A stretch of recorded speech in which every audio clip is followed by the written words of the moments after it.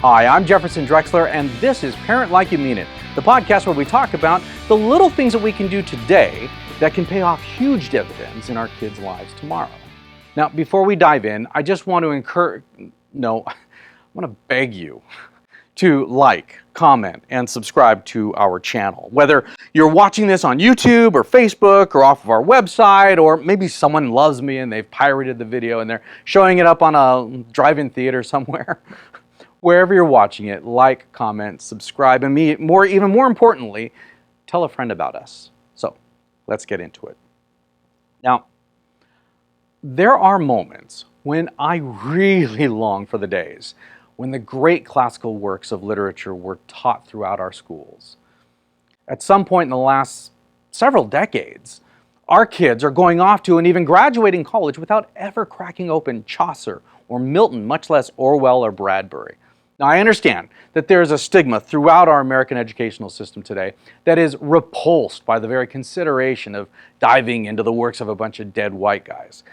But that categorization hasn't stopped the Gospels of Upton Sinclair, Charles Darwin, Harvey Milk, or Christopher Hitchens from being preached in our public schools across the land. But we'll save ideology disguised as education for another episode. One of the neglected dead white guys that I was recently reminded of is none other than the very underappreciated Billy Shakespeare, particularly his play Hamlet, or as you may know it, The Lion King. There's a scene where Zazu, or Polonius, he walks in on Hamlet, he's reading, and then we hear this Shakespearean play on words. Polonius looks at him and says, "What do you read, my lord?" Hamlet looks up from what he's reading and says, "Words, words, words." Lord Polonius then says, "What's the matter, my lord?" Hamlet looks up and says, "Between whom?"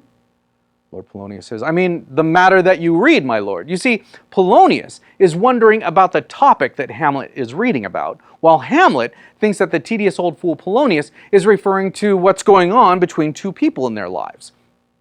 Who knew that what's the matter can be such a confusing question?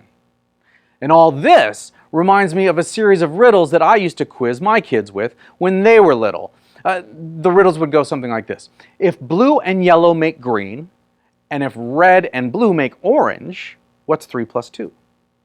The trick to this complicated yet easy question is to disregard the irrelevant information and arrive at the actual answer, which is 5. The matter of the colors, even the validity of the color statements, are irrelevant to the matter at hand, which is, what is 3 plus 2?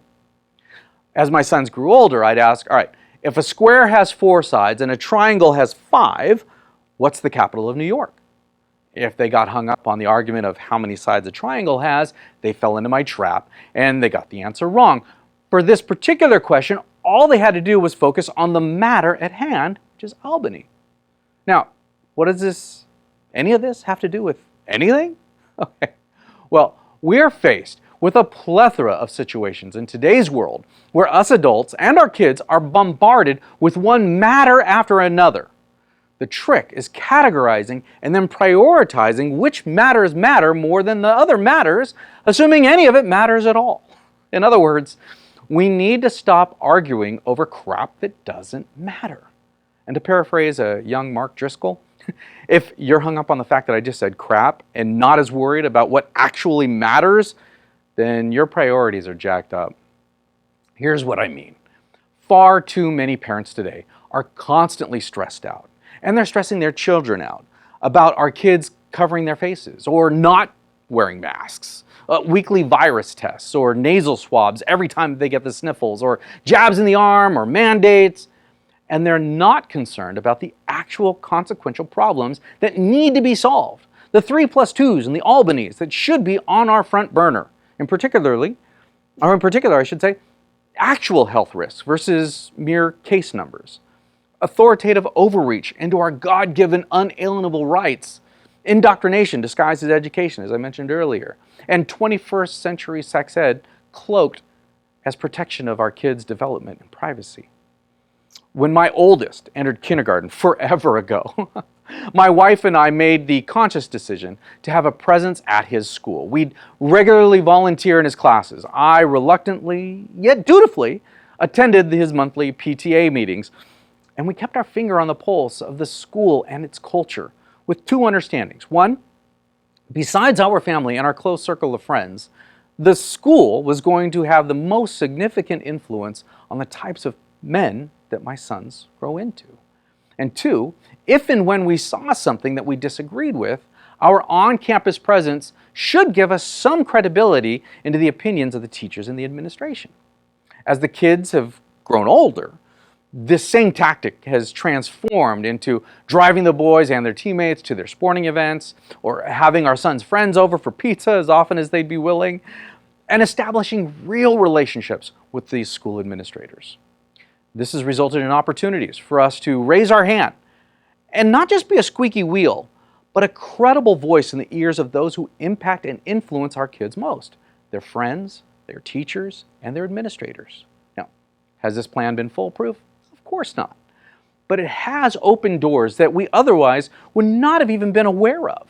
And today, as we have one kid in elementary and two in middle school and our eldest in college, we're tasked with keeping a careful eye out for more open doors than ever before. All this to say, maintaining an intentional presence in the most significant influence on our kids' lives have been very, very important matters under our roof. And as I mentioned earlier, these days, the people that surround our kids are just one item on an ever-growing list of matters that matter.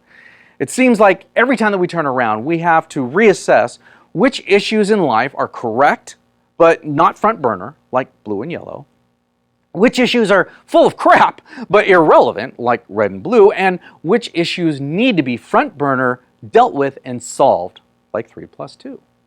We discuss with our kids ad nauseum the importance of the words in our Declaration of Independence, our Constitution, and the Bible. We talk about global health data and how our hospitals are affected, as opposed to propaganda and ever-changing objectives that we hear all around us. We discuss current events and how even news in far-off places can impact how we live our lives here in our neighborhood. We constantly invite their friends to be a part of our lives, and we encourage our boys to get to know their friends' parents. Now, I'm not saying that it takes a village to raise our kids, because we all know every village is chock full of village idiots. But it does take other adults with the same core beliefs and priorities as ours to grow and develop our boys into amazing young men. And that's the goal, right? I mean, after all, our kids aren't even really ours, are they? They are merely lent to us to teach, to learn from, to develop and grow into incredible young adults that will one day not just be our kids, but as my dad calls me, our friends. And that's what really matters, isn't it? Thanks for watching. I'm Jefferson Drexler, and this is Parent Like You Mean It. Again, if you would, like this video, leave a comment, and most importantly, spread the word by telling a friend and sharing this episode, as well as all the other shows that we are offering over at ChristianPodcastCentral.com. Thanks a lot. We'll see you next time.